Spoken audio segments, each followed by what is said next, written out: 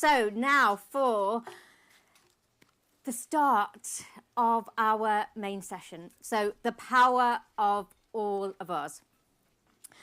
So this morning, that's the theme. And we're starting with a session that asks what happens when youth voices rise. We brought together a group of brilliant communicators and asked them to hold a space that can share a light on the creativity, passion, and that energy of younger generations, which, we all talk about, the next generation being important, but it is important, and it can't be some tokenistic, we'll hear from a young person. It has to be inclusive, and that younger generation has got to be part of that decision making.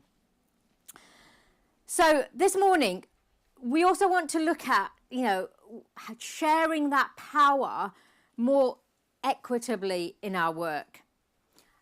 And that's where we have a lot to learn. So I'd like to welcome to the stage three amazing people. So we've got Chantelle Lindsay.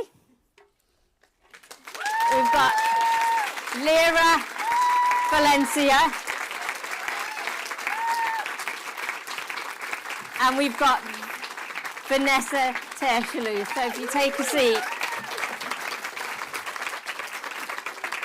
So Chantelle Lindsay, you might recognise her, or you might know her voice from CBeebies, actually.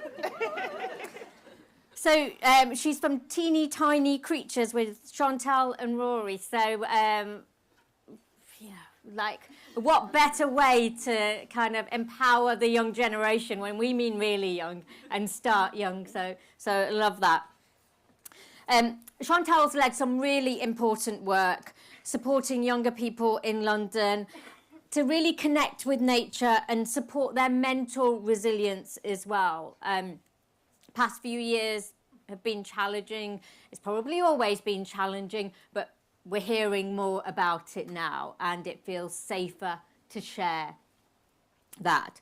But Chantelle's a really powerful voice, advocating the need to break down those barriers to wildlife and to really meaningfully push that message that nature is for everyone. Yeah, that Wakehurst is for everyone. Some spaces can be exclusive, but they need to be inclusive. And, the conservation for Black people and global majority communities, it is still an issue. And it is important, but it's also important for, for all different groups, for different communities. And as I say, it's great to see that we have got some representation here from, from different areas, which is really good to see. Lira Valencia. So Lira is known as the urban wildlife queen. Which I just think, I think you need to do a little. We need to curtsy, don't we, to you with your crown. Instagram fam, you may know her from Instagram. She's got a brilliant site called Outside with Lira. So Lira is a zoologist. She's a ranger with the London Wildlife Trust at Walthamstow Wetlands. She's a birder. Yeah? What have you heard this morning? Blackbirds, lots of blackbirds around. Yeah? Yeah, magpie as well. Woodpecker. Do you hear? Brilliant. Oh, I didn't know. Oh, excellent. Yeah. Yeah, we'll hear a few more of those birds. We'll call them out. Yeah. We'll get you to guess the bird. Yeah. Guess the birdie. Hugely talented. And Lira's also a sort of passionate advocate for urban environmentalism, because it's not just nature, doesn't have to be in rural areas or, in the countryside. You may not have a garden. You may not have a balcony box. But the outside is everyone's. And, whether it's those urban parks, those green spaces, whether it's just a bit of calm in your house and you open a window, but, sort of pushing that message that we need to think about urban areas just as much as rural areas. And then we have Vanessa. So Vanessa works with Greenhouse Communications, who you may have met some of them as they signed you in today. And your focus is on the voices of Indigenous communities and peoples and how they contribute to that climate discourse, because it can be quite easy to other people in the climate conversation. And we think we're doing what's best for people in other countries. But again, when we talk about inclusivity, we really want to bring those communities in and empower them and ensure that they're making the decisions as well. So Vanessa is also editor-in-chief for the 50% youth-led platform, which is supported by the Club of Rome, which is really leading efforts to empower youth all over the world to act on climate justice. And she also holds a master's in sustainability and environmental management from the University of Leeds. So, yeah, she really, really knows her stuff. So we're really honoured to have three of you here. And please take it away.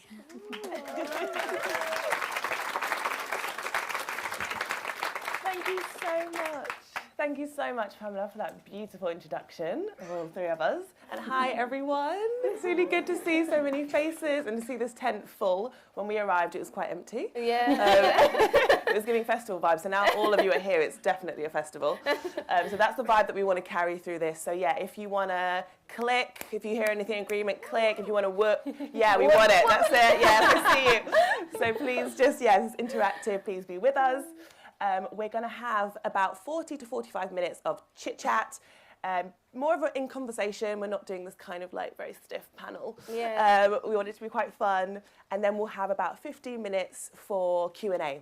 So we'll have a mic going around, I believe. 15 minutes? 5 minutes? 5 minutes? Charlie's like going like this. 5 minutes. So I'm going to keep an eye on the time. So we're at 10:15 now. My timekeeping is not the best. So I'm like, if you see me looking, I'm just looking at the time. Oh, you've got, okay, good. Thanks, Charlie. Got our back. Yeah, it's an absolute pleasure to be here and to be alongside these two queens. I know Lira because we worked together at London Wildlife Trust and we did the traineeship together. So we bonded over that, was part of that community.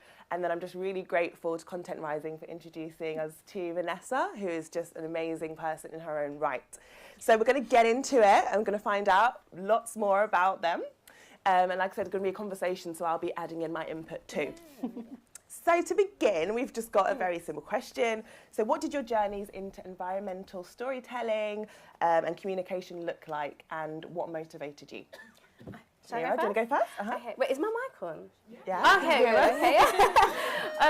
What it started, it's a big roller coaster, so I'm not going to go into too much detail. That's like a whole panel itself. Like, it's such a roller coaster. But I would say I've always loved nature. Like, since I was a little girl, like, I was always obsessed with insects, snails specifically in my grandma's back garden. Yeah. Like, that was the only green space I had, really, was my grandma's back garden. I grew up in, like, estates and stuff.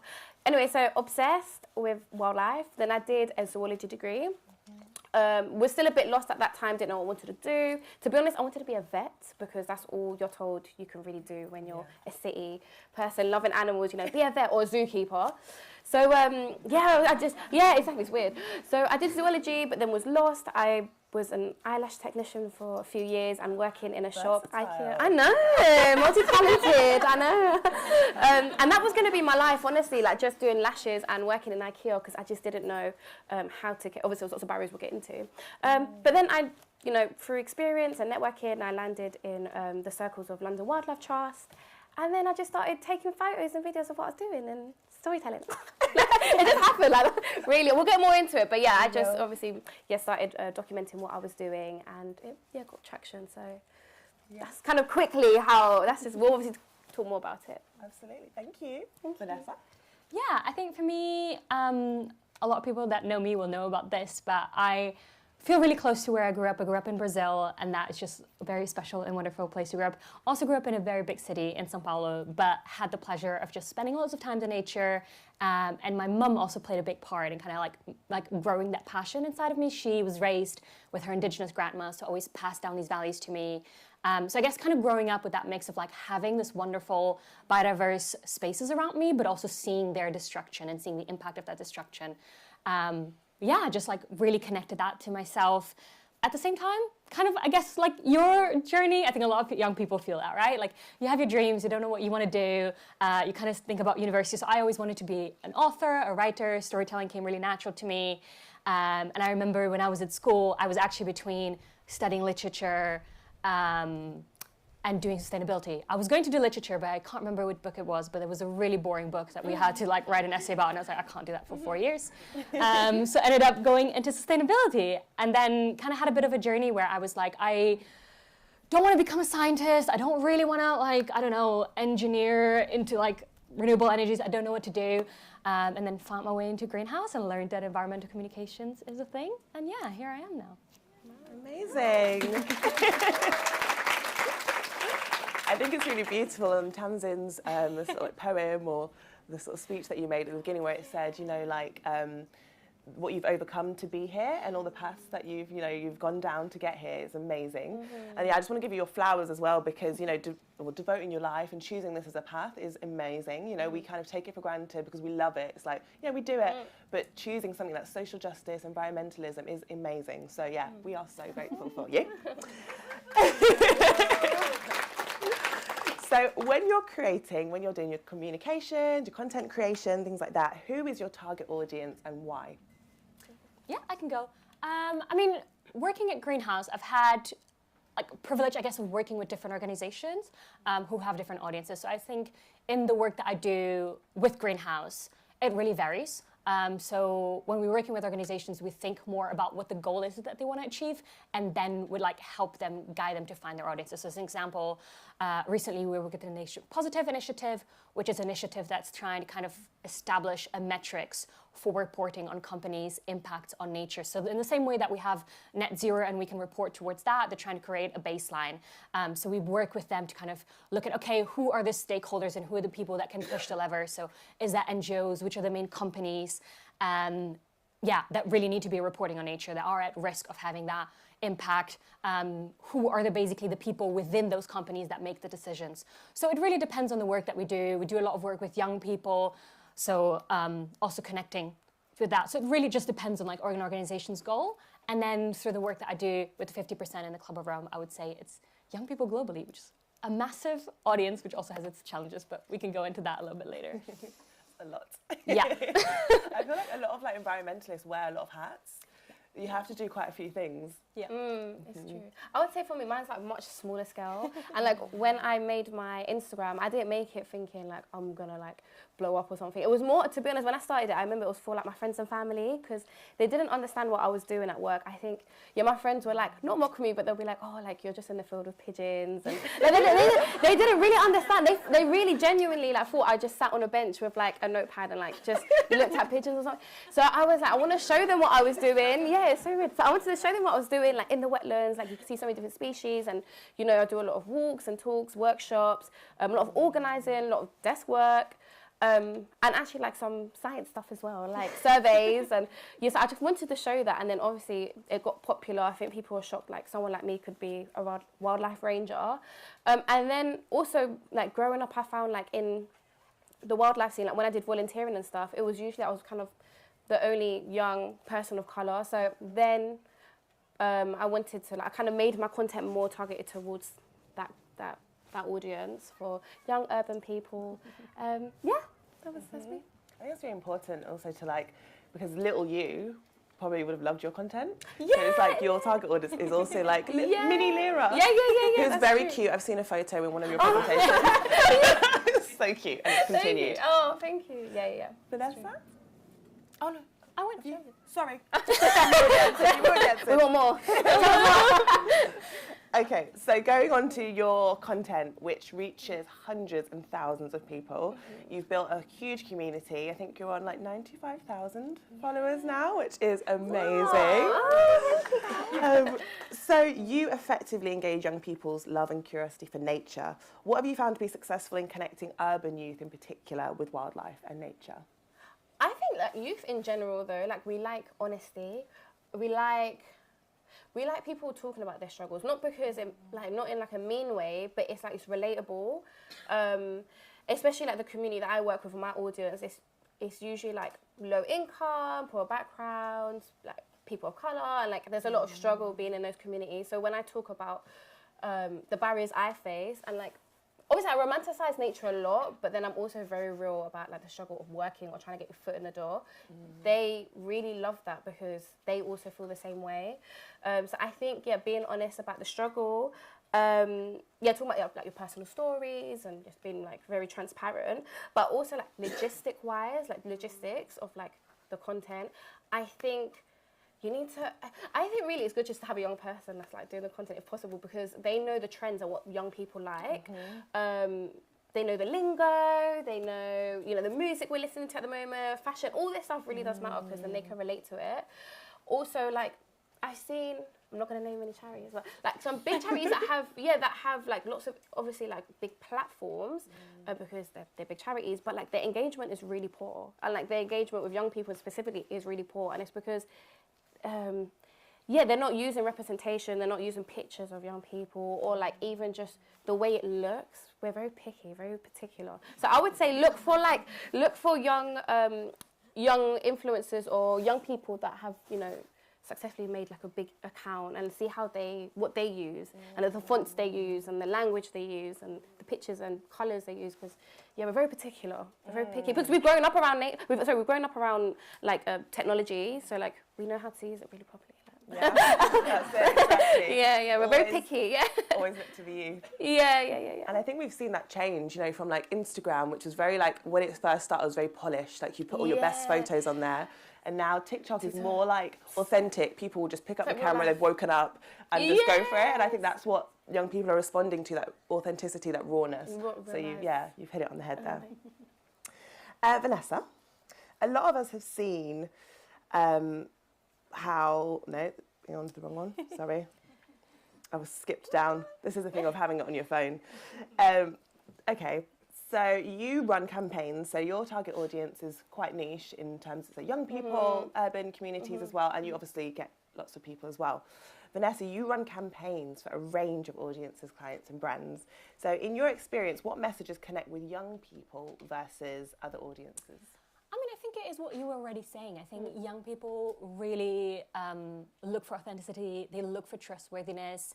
I think young people especially are very sensitive to anything that is too self-promotional, they're very aware of greenwashing. I think they're really focused on trust and just making sure that it's real. So I think, as an example, like if you're a brand or organization and you want to connect with young people, I completely agree with what you're saying, right? Like do bring young voices in and young faces and like use them as a bridge, but in a way that is authentic and trust. Like they already have that connection with young people. So just like working with them as an ambassadors work really well. At the same time, I would say use messaging that kind of understands the sentiment that young people do feel about the climate and a nature crisis, right? Like a lot of young people, we really understand and feel it in our everyday lives, the urgency of this crisis. So as an organization, I would say like make sure that you demonstrate to young people that you understand that. At the same time, I would say it's a fine line to walk. You also don't want to be as a young person, it's a bit depressing right now, You look at our future, there's so many challenges, think like that's my life. I'm meant to be living in this planet for another 70, 80 years, hopefully. So at the same time, you don't want to be like drawn in negative content. I think while it's important to remain that sense of urgency and make sure that you understand, make sure that you tell young people that you understand that. At the same time, like do be hopeful and empowering and kind of like remind young people of the power that they hold. Absolutely, I love that. Yes, clips in the room. That was said so beautifully. So this one's for both of you, or either of you can answer. But can you share any examples of when you've seen your influence translated into action? Because that's what we need, isn't it? We don't necessarily want people just kind of digesting the information and then doing nothing with it. We want to see the action. So how have you seen that? I would say for me it's really difficult because I'm just one person as well. Like I feel like it's very difficult to measure influence because I can't see, like, once I've posted something, I can't see what you guys are doing. I can't see if you're now going to plant a tree or, you know, it's really difficult to actually measure that. I would say it's just like more like the response. Like, it's just a response that people, like the people that message me. I mean, I get like so many messages of like people saying, oh, like because of you now I birdwatch, or now I go to my local park, now I'm volunteering, and like. That for me is like, yeah, it gives me goosebumps, like, because yeah, it's showing that people are making like a positive change. Also, like when I do campaigns or you know, I share projects or citizen science stuff, and I encourage people to do those. I know people are doing them because they're liking it or sharing it, or coming back to me and sharing their experience doing that campaign, or turning up to my walks, events. Now volunteering at the wetlands that I work at because they've been so inspired. Like, that does happen, and I think, yeah, that's the only way for me that I can measure it. Yeah, and I think that's really important. I think a lot of volunteering in the environmental sector is quite like white dominated, maybe older people, which we absolutely need. It's not to exclude those people, but we want to bring in those more diverse communities and see it across the board. Yeah. Vanessa, anything to add? Yeah, I mean, I think the work that I do is quite different to yours. I wouldn't say like I have any examples of direct impact of like my personal influence, but I think just seeing the ripple effect of like the communities or spaces that we created. So as an example, with the work that I do with the Club of Rome, we created a storytelling fellowship, which has been running for 5 years now, which is basically a space for like global youth to come together and really learn from each other on their experiences around like the nature, climate, systemic change crisis.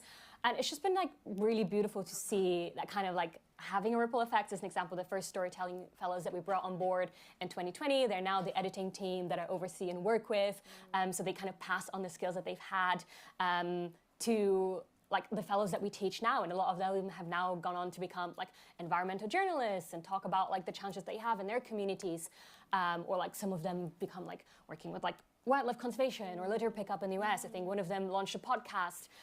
So yeah, it's just really nice to see those spaces and how like people come together and nurture that and like skill share, I guess, and like how that's, I guess you were saying that as well, like it just sparks that passion, right? And then people go on and do it in their own community. So that's really lovely to see. Yeah, it's that little ripple effect. I always imagine it, you know, like you drop something in like a pond, you see all those little circles. That's exactly what it is. So just for your notes, I'm going to skip a question. So we're going to go on to, can you share any examples where youth-led initiatives have made a significant impact in conservation efforts? I can think of like individuals and like people that inspire me, and then like they've made like a huge impact. So someone called Tayshan Hayden Smith, who's an urban, guerrilla gardener. A lot of people have probably heard of him. He does guerrilla gardening in his ends in Ladbroke Grove, kind of Notting Hill area, specifically around the Grenfell Tower, where it was, and he does like urban gardening, and just through his influence and being a young black man, he's inspired a lot of people to join him, and you know, they do a lot of like community gardening and events and workshops. And he's a young person, so that's an example. And there's another one, Kalpana, who was the founder of Nowadays on Earth. This is a young lady who looks at the connection between tech, AI, and wildlife, and how you can use tech to reimagine a better world around you. She has like a really cool app where you can like plant things around you, and it just, it's just really inspiring to see. And I think it's really nice that we all have our different interests, like Kalpana with her tech, Tayshan with his community garden, me with like influencing and just being loud, like and then bringing it all together. Like it's like a beautiful web of influence, and it's it makes a big impact. It does. It really does. And one of my favourite things to learn in uni was conservation biology, and it's this kind of notion of like how you can be across different sectors. It might not be environmental specifically, but we all work towards that goal of environmentalism. So it's the real beauty of it, that you can go through all these like different ways of working together for the same cause. 100%. Vanessa? Yeah, I think there's loads of examples. I mean, I think young people continue to put themselves at the forefront of like speaking up and leading on nature protection. I think one example that I always think is really important is like I see a lot of specifically like young Indigenous voices, like because I do think there's a focus, right? Sometimes a little bit tokenistic, but there is a focus currently on young voices. So I think a lot of young Indigenous people are doing beautiful work on bringing their ancestral knowledges that they have from their communities and bringing that into the kind of like mainstream conversation around conservation. So people like Helena Gwilingwa, Chaisuri, I think they're doing amazing work. And then I've got a few examples noted down as well. So Greenhouse does some work with the Iris Project that does specifically that. They do fund young people that have initiatives that are leading on conservation projects. As an example, one of the recent winners is someone from Bolivia that is combining indigenous knowledge with Western science to combat river pollution. And there's also a young woman that found a way to create biodegradable menstrual pads through banana leaves and is tackling plastic pollution in her community. So there's just a bunch of, amazing examples of how young people are doing that. That is so cool. Yeah, I want I know, to know right? more about that. Yeah, note these down, everyone, and all these names. You can just check the Iris Project website, doing some free PR for them, I guess. But yeah, it's brilliant work. That's incredible. So, Lira, speaking of influence and inspiration, we're seeing a rise in this idea of kind of green influencers. So why do you think young people are responding so positively to them? I mean, we touched on it a little bit before about that authenticity, but yeah, why do you think that is, as opposed to maybe like the more traditional influencers? I think it's something new. It is something new. It's something we haven't really seen before. Like when I grew up, like when I was on Instagram growing up and scrolling, like it was, and I was one of these people. I would follow all the influencers I would follow would be around like making money and like having Gucci bags and being on a yacht and like just very consumerism, Pretty Little Thing, buying Shein. Like I was, and as like a city girl, like this is something you grow up like consuming. Like you want to be like those girls. So then coming across, like scrolling and having a break because someone is talking about, or someone's got a butterfly on their face or something. Like I think that's really nice, and people are like, oh, this is different. And we are seeing a rise. There's people in here as well. Jonathan, I can see, is a really good nature influencer. Shanez as well. There's lots of upcoming nature influencers, like specifically that people, young people from the city.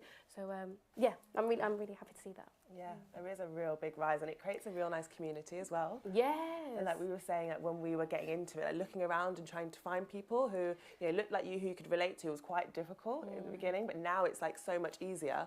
And I think among us, we all know it, so now it's kind of like pushing it to organisations, to media, of including those voices and platforming. And also just to add to that, I mean, I don't do influencing work yourself, but as someone that consumes it, I just find it refreshing to like find people that, as you were talking about, right? Like, there's so many influencers now that like just the focus is still on consumerism, so it's just really nice to see influencers that are actually talking about the situation that we're in. It's not pretending. Like sometimes it feels like you go on Instagram and the world's on fire and someone's like trying to sell me like different bags, and I'm like, please, like, so it's just nice to see young people actually be like, okay, like, let's address it, like, the elephant in the room. So it's amazing. Totally.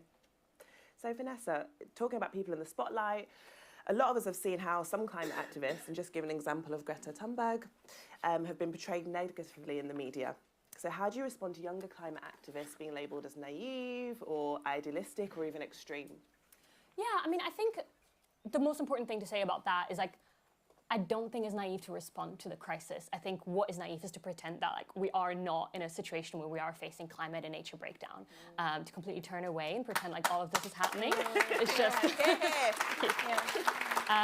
and I think, but also at the same time, like looking at it from a pragmatic sense, like a lot of the solutions that those climate activists are asking for, they exist. And they are very implementable. It's not like Greta Thunberg is like standing up on stage, or any of the other activists are standing up on stage and saying, we need to like shut all fossil fuels tomorrow. But we know, as an example, we know that we need to transition away from fossil fuels. We know that it's cheaper. That's how we tackle the cost of living crisis. We know, even in terms of like looking at the world that we live in right now, like in terms of the geopolitical risks that we face, it's a really big reality that we need to think about. And it's solutions that exist and they implement, and like they are implementable, and they're being like, the barriers to that is mostly the greed of fossil fuel CEOs and the fossil fuel lobby. So it's naive as pretending like that is not the case. So yeah, I think we like to have a reality check around that. Yeah, absolutely. Fantastically said. So going back to this idea of green influencing, Lira, I think it's really important to mention, and also to be really honest, for any young people that want to maybe follow in your footsteps or kind of are more in the spotlight. You've experienced some negatives that come along with it, things like personal attacks about you, and I'm always there in the comments trying to defend personal attacks, or brands even like, wanting to take advantage of your huge following but not compensating you. So how do you overcome that? Guys, I'm still trying to overcome it. Like, if I'm being honest, it is a journey. And there's no, like, wildlife influencing as well is like so new. There's no guidebook. Like you're not taught in school how to become even an influencer, let alone a wildlife influencer. There's no book guide to follow. So, and I don't have a manager, so I'm really just kind of like doing it all by myself. So I think, okay, with the comments, I've learned to just build tough skin, and I'm really sensitive. So I used to actually just read all like the negative comments and judge myself. But yeah, I think also I have to take accountability. Like I am now actively putting myself out there, so I need to accept that I will. You know, there's going to be mean people. So that's that. And then what was the second bit? Just about not compensating. Oh yeah, this is not even a me issue. I feel like people need to start saying, you know, stop going to people like me or influencers and expecting, you know, free work. I think for some reason people really just see me as free work. And yeah, it's only this year really. And imagine I've had like a huge following for almost 2 years now, and it's only this year I've really decided to stop doing free work. It's time consuming. Like it is a real job. I used to as well judge influencers and say, oh, you know, they just take selfies and you know they live in a good life, but it is hard work. Like it's a proper full-time job. So it needs to be paid. Yeah. And it's my story as well. It's my story. Like I didn't just wake up one day and like have all this experience, have a zoology degree under my belt, have like all my personal stories as well. Like I'm a young person, but I'm also a young person from a refugee family. I'm a person of colour. Like all this is like, I need to be paid to speak my truth, speak my story. Definitely, yeah. And a lot of the times it can be things that are maybe traumatic or really emotionally linked. And it's like, you know, you're asking me to come and bring lots of emotion, lots of deep things. So you should be invested in, you know, it's not even just, you know, like, I just want money. You're investing in these people. 100%. And especially in young people, I think that for young people is like a real signifier that you are valued. So we need more sponsorship, more fundraising for that. More money. More money. Because it's a reality. Not everyone though. I mean, when an economic crisis, no one can work for free. Like, it's true. Like, who does free work nowadays? Like, it's just so hard. So exposure doesn't pay the bills. No, exactly. Not anymore. On that same like realities, burnout is so real. We were talking about this earlier, and it's really easy to fall into when you're an advocate, when you devote your life to causes like this. So what are some of the ways, this is both of you, in which you rest and protect yourself from getting to that point? I watch a lot of reality TV. Oh, yeah. Escapism. I mean, joke aside, I do think it's important to just also, as you say, like remind yourself, like I'm a real human, like I'm allowed to have interests, I'm allowed to just be silly and enjoy myself, and I think I really struggled with that for a really long time. Like I think when I was at uni and I started working, like I think I was like, because of course, like if you are working in this space, like it is your life, it's what you care about. But I think it's also important for you to take a step back and just like kind of sit yourself down and be like, it can't be my life though. Like it's my passion, it's really what I care about, but also like you just have to force yourself to rest. Like just be really like disciplined about that. I used to really struggle with that because I feel like especially if you're working like in the sector, I found it really difficult to feel like I've ever done enough. You know, like when is it ever, especially if you do have like privilege as an example, like for me, like now living in the global north, like having certain level of like financial privilege and like, it just feels like hard when I know there's people on the front line that are like dying because of the impact of this. But you just have to remind yourself, like there's only so much that you can do. And also like we are in it for the long game. You do have to protect your mental health. So find the silly things that bring you joy, like find hobbies. Like I told myself this is the year where I just find like different hobbies that have nothing to do with climate. So try and do that. But also like, I think there's a lot of resilience to be found in community. I think that for me is really important to also just remind myself, like, I don't have to solve this by myself. I can't. And there's so many brilliant people. I know you talked about this before, right? The web of like different people working around like different skills, and like there's ways that you can like work in community so that when you need to rest, other people can pick up the slack. So I think that's really helpful. Yeah, totally passing the baton. Yeah. It's like, I need to rest. Yeah. You got this. Absolutely. No, Vanessa said it so great. Like literally the same thing. But I would just say that I admit that I'm burnt out now. I'm joking. But like, But like, I really struggle to find other hobbies. I feel like at the moment, if I'm being honest, it is my whole personality, which I hate, because we are complex people, and I should have other hobbies. And I think it's difficult when your career is in something you genuinely love, because it never stops. Like, I go to bed thinking about wildlife. Like so it is hard to. I need to get a life. Like I need to get a life. Like I need to find a new hobby. I need to do knitting or something. But Yeah, I You think gotta force yourself. I got to force myself. I think also, like you said, the community, finding community, because I think even though my community are the people who I've met in the sector, we joke about, we get together because we all love nature, but then we chat about other things. But yeah, obviously social justice comes up a lot, and wildlife injustice, and yeah, it can be hard to switch off. So if I'm being completely honest, I'm pretty much burnt out quite a lot.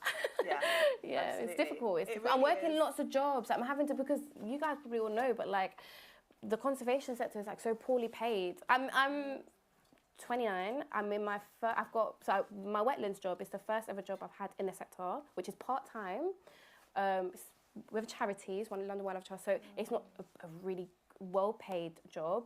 So, and then because of that, I've had to obviously now pick up something creative like influencing to help fund my actual wildlife job. And when I'm getting poorly paid from that as well, maybe fault of my own, I'm not charging enough. Like I'm just being pulled in so many directions, and so it's kind of can't avoid it at the moment, but we'll get there. Absolutely, it's a journey, and I think people like us and like people in the room, you're very empathetic, and we care a lot about other people. But if we're not okay in ourselves, how can we help everyone else? And it's really about what I've found along my journey is like taking care of myself and being really compassionate. And that voice in my head that's like, no, just do it. Do the extra thing. Like, no, just take time, look after yourself. So it all starts with us. Like, get yourself right. And then you can do loads of good in the world. Can I just add, I think it's also that fear of like that opportunity won't come again, because we're so used to not having opportunity. When they come flooding in, you say yes to everything. So I'm like, I'm not going to get this chance again. And even if it's free, like I will do it, because I'm like, it might give me more publicity, or it might lead to paid work. So like don't you feel the same? Like you're constantly wanting to say yes to everything. Yeah, like the crabs in a bucket kind of mentality. That's me, I'm the crab. Yeah. I'm a crab. And we love a crab. But yeah, it's that, especially in the media industry, I find as well. You kind of get brought into this, and it's like, oh wow, everything's shiny. Oh my gosh, so great. And then the opportunities go, and you're like left like wanting more. So very toxic. Definitely. So we want to have more care in those places for sure. So kind of going on to the barriers. So what barriers do young people face in having their perspectives heard and valued in climate and nature campaigns, do you think? I mean, I think we just talked about one of the big ones, right? Like funding. I think not everyone can afford, as an example, to so as an example, when I started working in the sector, I volunteered for Amnesty International for 7 months. Not everyone can afford that. So building up your expertise and finding these opportunities, part of the reason why I got my job was also the experience I've had, and now I get to do things like this, where I get to speak and share my perspective. So there is just that ladder that we have to be really honest of if we're not funding and paying young people, we're not they're not going to be able to have those opportunities. And then, but also of course representation, making sure that you are including a diverse set of voices, but it's also not tokenistic. So as an example, I find that a lot of the opportunities that I have, people come to me and they're like, yeah, you're Brazilian, you can speak on this. Where I'm like, Brazil's a massive country. There's so many different experiences. I am not that person that you should be going to, but because I might be easier to access. I think sometimes organizations really need to be digging a little bit deeper and really thinking a bit more intersectionally about what are the experiences that they really want to profile. So there's that. I think these are the main ones. I think education exam is as well. I think climate education is still so poor in this country and in so many other places. And I think if we want to get young people in this field, we need to support them. Absolutely. I agree. I was just going to say the education system, because where are young people? Most of them are still in the education system. And if you ask, even going really young now, an 8-year-old, let's say, what jobs are out there? I guarantee they're not going to mention a green job. And if they are a snail-loving nerd like I was when I was 8, they'll probably say vet or a zookeeper. They're not going to think of anything to do with the green sector, because the education system is not educated on the green environment. And it's not their fault. It's just there's no incentive right now to push people to learn about nature or to have the kids clued up about the environmental world. So I think the education system is where we start. Totally. I also just remembered another main barrier, which I think is connected to that. It's basically through the work that I do with the Club of Rome, I found it so shocking, because sometimes I get a bit of an imposter syndrome, because I'm working with young men that are finding networks to help educate women in the Taliban, and they're teach me something about system change. I'm like, I can't teach anything. Like, what do you mean? Like, you were doing like more brilliant work than I could ever would. But I find it so fascinating that a lot of time I speak to young people that are so clued up in these sectors, and they are doing amazing work, but they don't see themselves as like as an activist or as able. So like, I think it's like also just empowering people about like really valuing the work that they do. And a lot of times, like, I just, like, people are like, oh, well, I don't know what to do. I don't understand anything about climate or systems change. I'm like, well, you understand your community. You understand what the challenges are that your community face. So, like, you have all the skills that you need. And I think, like, and I think a lot of work can be done, right, in the education system to, like, empower young people to do that. I'm one of those people, Vanessa. I always get, and I always feel so scared because people see me as an activist, and I have this, like, confliction. And there's so many connotations. Yeah, and I'm like, I'm an activist. Can I be a climate activist? Like, I don't know enough. So honestly, it's interesting you say that because I have this really like weird conflict inside me. Like, am I an activist? Well, when you talk about your background, right, and like the experience of growing up in London, like who else to speak about that than you? Like, you know that experience. True. I'm an activist. Another title. Can I Yeah. My Instagram bio. Another hat. So Vanessa, you touched on it just before. So we know that social justice and environmental justice intersect massively, but some organisations still don't accept this, especially environmental ones. It's almost like we do environment, we do wildlife, you know, people are almost like secondary, or wider, you know, global majority, global south is secondary. So how do you think, and of course, something to say is we don't have all the answers here, you know, and also the answers shouldn't always be coming from us necessarily, but just a couple of ideas. How can we and environmental organisations effectively and compassionately hold space for social justice for global majority communities and Indigenous peoples? I mean, yeah, I think this is a very big challenge. I think one of the things is like just think about the opportunities that you have in a collective approach. Like if you are being invited, like I think sometimes the environmental space, but especially like when it comes to like speaking slots and something like that, like we get hyper fixated on people sometimes. So like we find like the one voice for something and that person gets brought into everything. And a little bit what we were saying before, right? Like as a young person, it can sometimes feel difficult to pass on that, right? Because it's an underfunded system, you want that exposure, you want to grow that career, but like if possible, like find a situation where you can be like, you know what, like I'm not an expert for this. There's someone that has a lot more lived experience. As I said, like for me, the example, like being from Brazil, like I get opportunities where I'm like, okay, yes, thank you for thinking of me. But at the same time, like I have not lived in Brazil for like 15 years. Like I don't actually understand what that lived experience is like anymore. And I think there's other people that are better for the job. So things like that. But also if you can't do that, bringing people in the room for you. So like I try, even though I'm not like from an Indigenous tribe, but like I do understand like the importance that like Indigenous people have, as an example, like for me in Brazil, and like the role that they play in protecting our ecosystem. So I do try and advocate for them and like remind people of that importance as much as I can. And also just, I guess, connecting people with like as an example, if you find an organization that is like telling you like, oh, we just do climate. And I think just reminding people of like everything is connected. So as an example, like I find if you try and talk to like someone in climate about like Gaza, they're like, well, where is that connection, right? Where you're like, well, first of all, let's talk about the like environmental impact of warfare, but also let's look at the systems of like the same systems that are leading to like ecosystem like degradation have a colonial root. That's what leads to human rights abuses. So like just reminding like organizations of those connections as well. That was great. Wow. Amazing. Amazing. Have you got anything to add? No, again, I think Vanessa has like said it Chef's brilliantly. kiss. Yeah, so good. Fantastic. And then, so it can be difficult, Lira, I'm going to come to you on this one before I go back to Vanessa. So it can be difficult to capture authentically, but you have a really beautiful way of conveying your genuine enthusiasm and love for nature, whether it's through a phone, screen, or on telly. So how do you stay connected to those feelings when you're self-filming or being filmed? Because, for example, like I did a Spring Watch episode, and it was like the first time I was seeing seals. And they wanted to see like, my genuine reaction, but I was kind of having a bit of an out-of-body experience. So it was they were like pointing this camera like, you know, reaction. And normally, like I probably would have cried, but I just found it really hard to like muster that on like television. So how do you capture that? Because you do it really, really well. Oh, guys, honestly, don't believe everything you see on Instagram and TV. It's all fake. It's actually all fake. Like, it is a lot. I mean, on my Instagram is a bit more, like, especially with on stories and stuff, a lot of it is genuine because I've grown up with a phone in my hand. It's so normal for me to like be normal with like the camera on, but I would say like take that with a pinch of salt because most of the stuff, especially with TV, all TV is fake. Like everything you see, if you see me on Spring Watch, like that is orchestrated. Like for example, I did a recent one with the parakeets and I saw a new species of parakeet. This was actually 2 days ago. Yeah. We recorded it.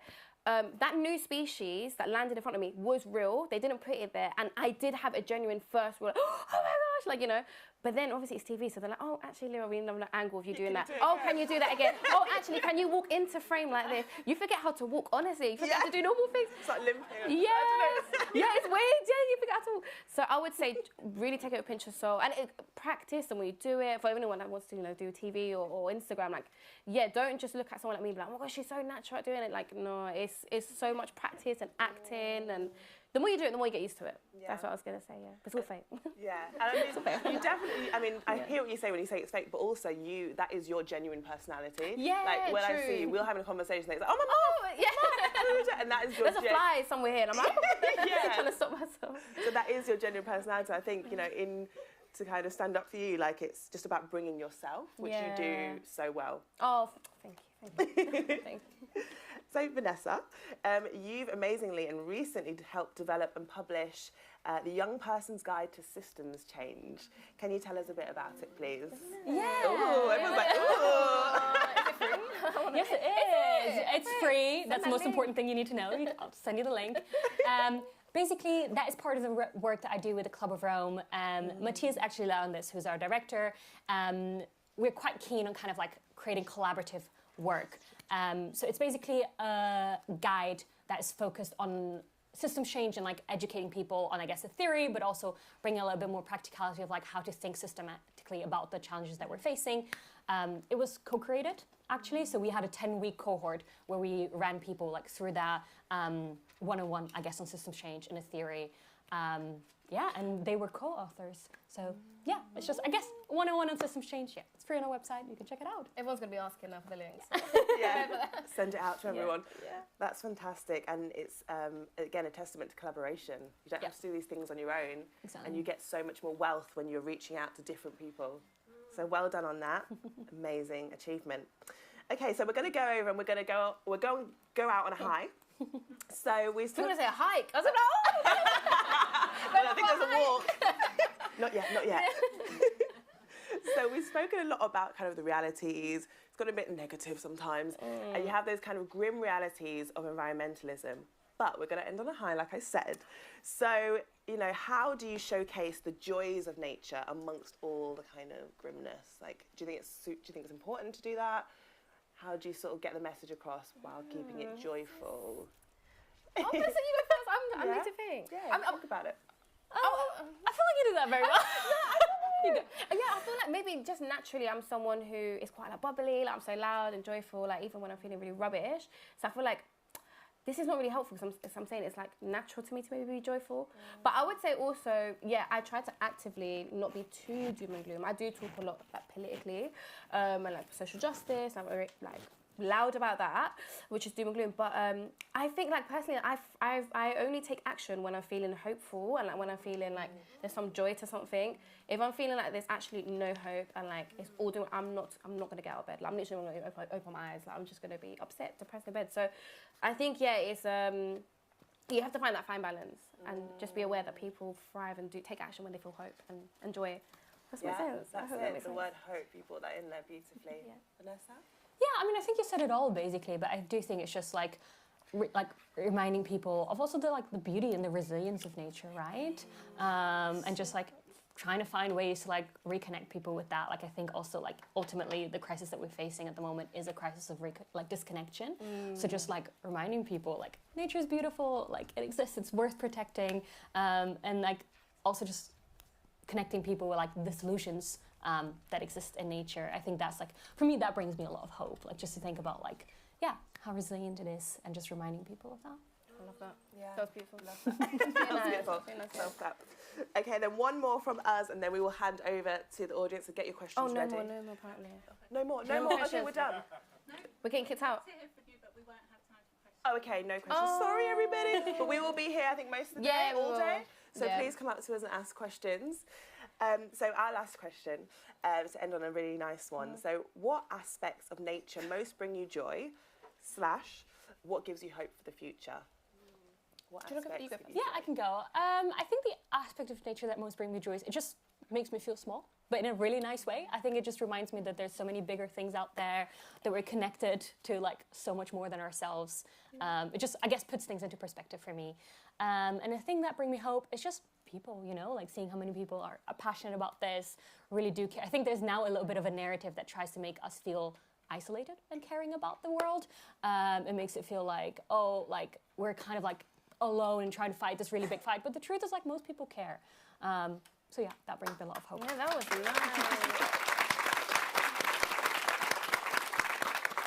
I'm going to change my... Just a small thing. We were just saying, imagine being an ant, and seeing that grass there, it'd be like huge to you. So it does kind of help, doesn't it? Like thinking about other things in the world and not centralising humans. Because we're not the only people only things that live on this planet. So yeah, absolutely. And I'm going to change my answer now because what you said about making like nature making you feel small, I love that feeling. And I learned recently there's a spider somewhere. I think it's in Peru. I'm not sure. But it builds like a mimic bigger spider. So it's a really small spider, but it builds out of like web and silk, whatever, like a bigger mimic of itself to like fight off predators. And not just that, so it's built this model out of web, like a bigger spider.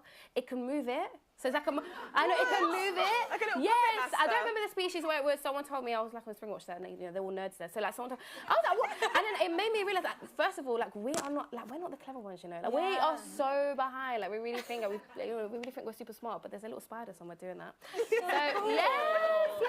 My new favourite fun yes, fact. Yes. So yeah, that and then the hope thing. I think we all feel really horrible, really like sad and depressed when we see like lots of like social injustice and wildlife injustice happening.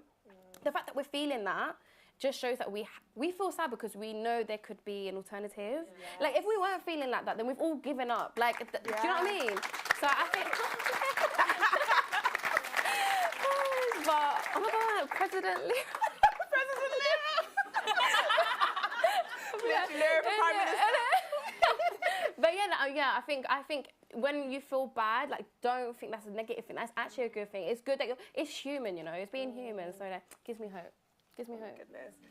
I just want to say you two give me hope, and I want joint Prime Minister for both of these too, please. You speak so well, so passionate, and you captured this so amazingly, and it's just been an absolute pleasure to curate this panel, to bring you guys in, and also, for you guys to just meet these incredible young people doing incredible work.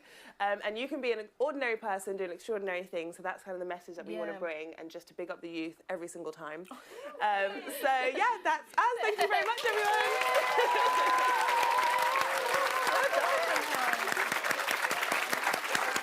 Thank you so much.